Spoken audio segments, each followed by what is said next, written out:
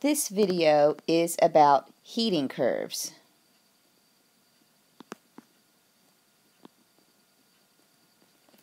And one thing that I want you to remember is that as we add energy,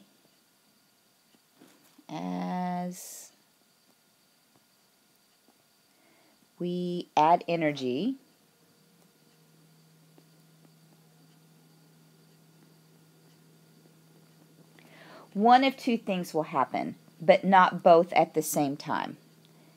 Either the temperature goes up,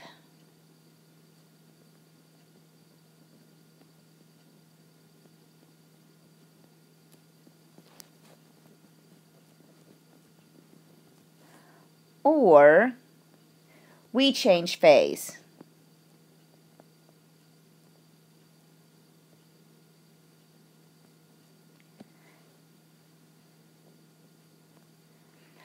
So as energy changes, either the temperature changes or the phase changes, but not both.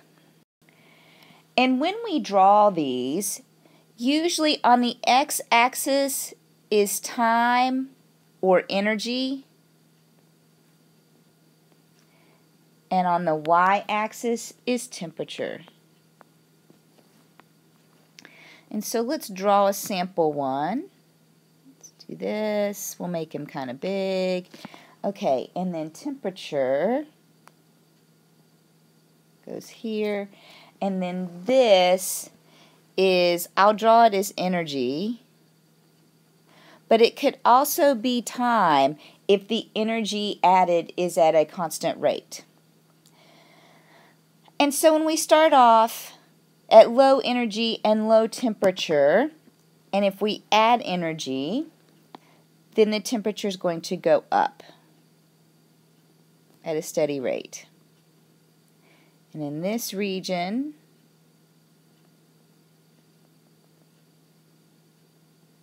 we're going to keep heating.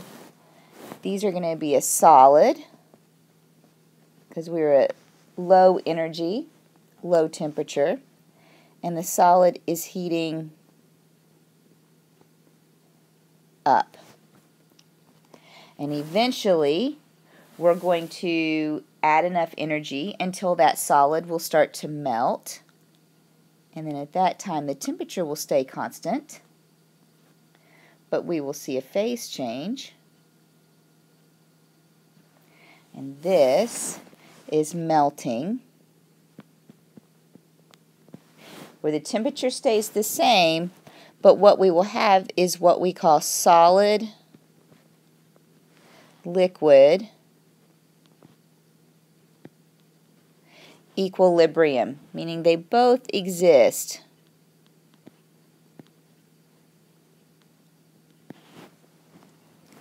Okay? And then once all of the solid melts into liquid and we have all liquid, then the phase change is complete, and so as we add more energy, the temperature starts to go up again. And it will continue to do so. And at this phase, at this section, we will have liquid. And we'll say that the liquid is heating up. And it will continue to do so until we see a phase change. And in this region, we call vaporization. Remember, we don't call it evaporation because it's not restricted to the liquid-gas interface. So this is vaporization. Well, let me spell that better. Okay, vaporization.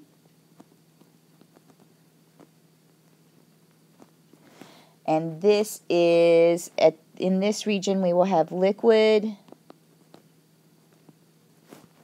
and gas, gas, and equilibrium. And then once it's all a vapor, then we will start, as we add more energy, then the temperature will start going up again. And then this phase right here is a gas phase or vapor phase, and the gas is heating up.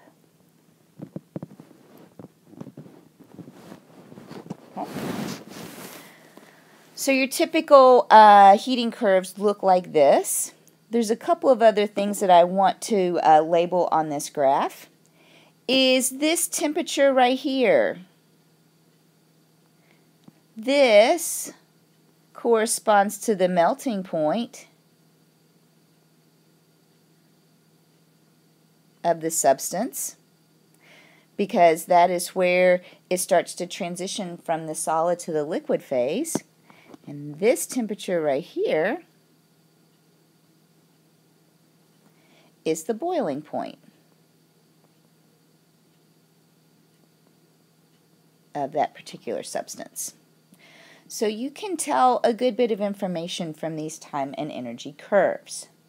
What you will need to do is, if I draw one of these curves and I might ask you what is happening in a particular region, you'll have to tell me what is happening and what phases of state you will see in that region. All right, the next slide. So let's talk about what is happening. Let me redraw this.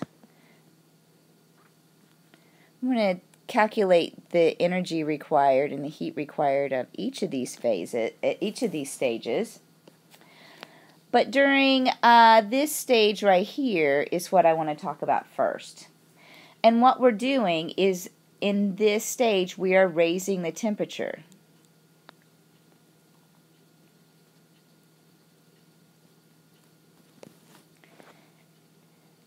And what we need to know is we need to know what we call the specific heat.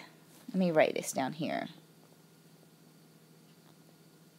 Let me write it a little bit better so that way you can read this, because if you want to look up more information, you can Google this stuff. SPECIFIC. Now this has several names. It's specific heat, or it can be heat, capacity, or you could even look up specific heat capacity. And some places just abbreviate it a capital C, or I call it C sub P, subscript P, or some places just call it CP for heat capacity. And what the specific heat is it is the energy required to raise 1 gram, or it could be 1 mole, or 1 mole of any substance 1 degrees C or 1 Kelvin. Make that K a little bit better. All right. Now what I want you to realize is that you can substitute, you can use either degree C or degree or Kelvin. All right, so you may,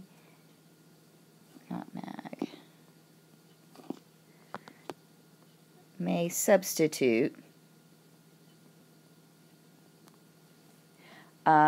Kelvin for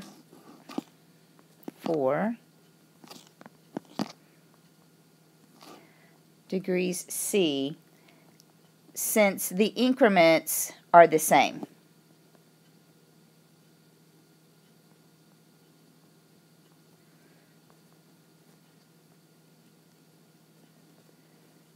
Okay? All right. Now, this is how we're going to use specific. When we calculate the energy, the equation that we are going to use is Q equals mCp delta T, where Q is the heat required, and that unit is in joules, Joules. He's abbreviated J. Your M is usually your mass in grams, or it could be the number of moles. But it's usually your mass in grams. This Cp is your specific heat.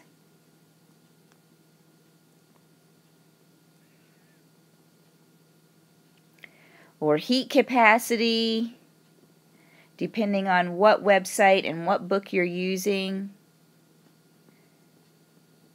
I'll probably use both of them interchangeably so that way you're used to the terminology. Or specific heat capacity.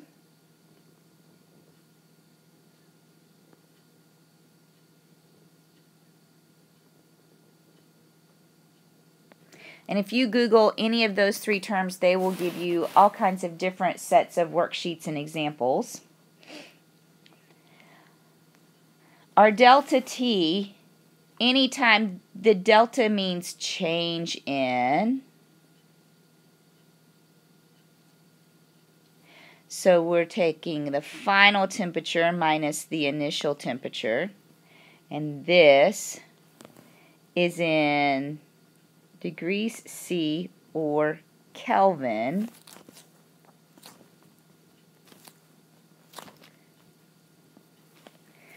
And so when we look at these units, in order for the units to work, our units for specific heat must be in joules per gram degree C or joules per mole degree C, or it could be in joules per gram Kelvin or joules per mole Kelvin. But you just need to have whatever unit your mass or your quantity is in, that needs to be in your denominator. You need to have your temperature unit in the denominator to get them to cancel out so that you end up with joules. The other thing I want you to notice is if our temperature is decreasing, then that means that our initial temperature is higher than our final temperature and that your Q, or your heat, is a negative number. So your Q would be negative if your temperature is going down. So let's do an example first. Okay? So an example for heat capacity is if we have 35 grams of water and the change in temperature, whose temperature changes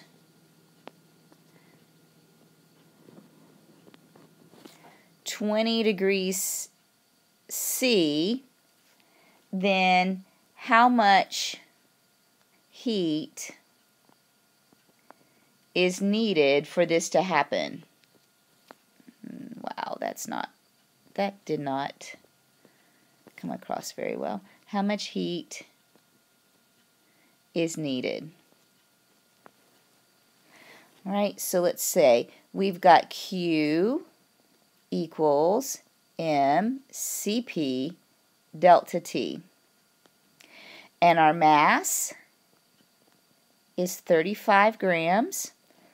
Our specific heat of water, your specific heats will be given to you either in a table or they'll be embedded in the problem. But our specific heat of water is 4.180 joules. That's a J. Joules per gram degrees C. And our delta T is 20 degrees C.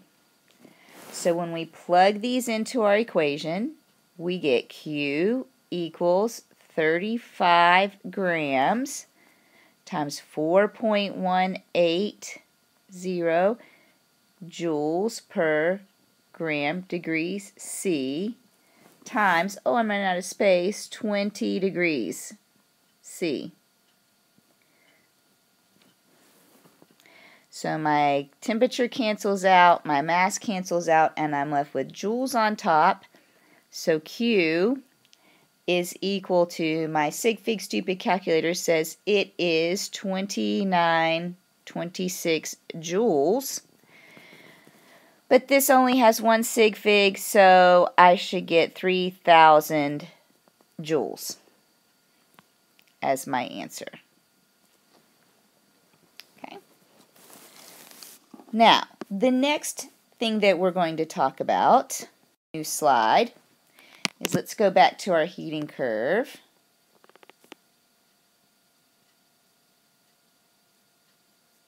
And let's talk about what is happening in this region and this region.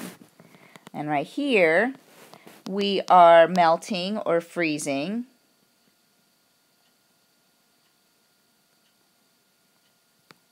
And here, we are boiling or condensing or vaporizing.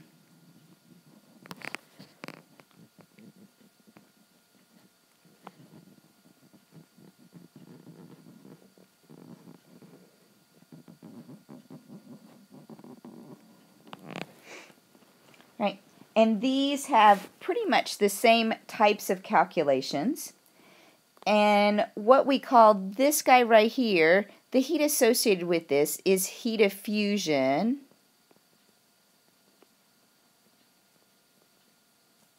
And it is abbreviated delta H FUS.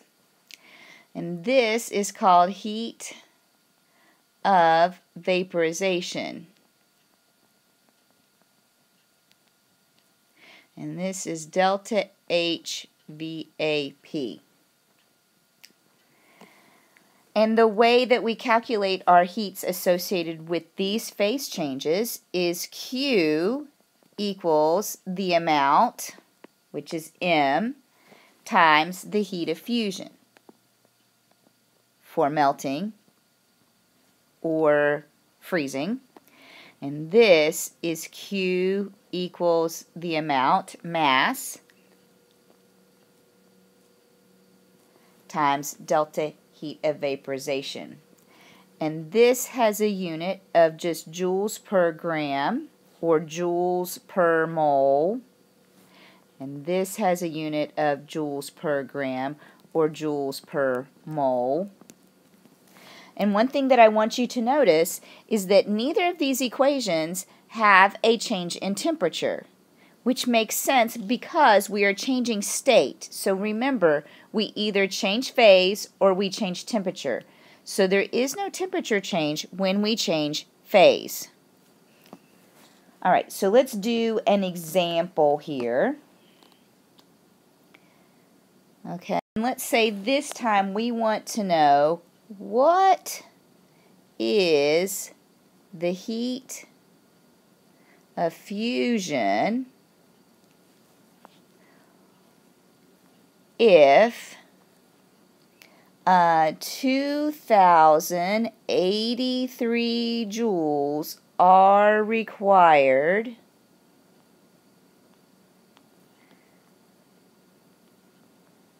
to melt 5.26 grams of a substance.